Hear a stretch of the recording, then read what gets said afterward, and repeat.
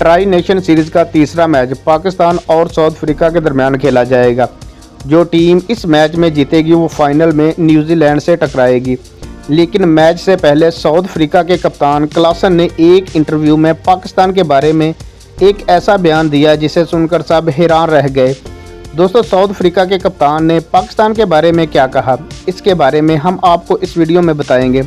लेकिन इस वीडियो में आगे जाने से पहले आपसे गुजारिश है कि वीडियो को एक दिल से लाइक और हो सके तो चैनल को सब्सक्राइब भी कर ले। दोस्तों, न्यूजीलैंड की टीम ट्राई नेशन सीरीज के फाइनल में पहुंच चुकी है। साउथ अफ्रीका और पाकिस्तान में से जो भी टीम मैच जीतेगी वो फाइनल में न्यूजीलैंड से टकराएगी। लेकिन मैच से पहले साउथ अफ्रीका के कप्तान क्लासन ने पाकिस्तान के बारे में एक ऐसा बयान दिया जिसे सुनकर सब दंग रह गए। साउथ अफ्रीका के कप्तान क्लासन ने कहा कि पाकिस्तान ने हमें होम सीरीज में 3-0 से हराया था, जो हमें आज तक याद है।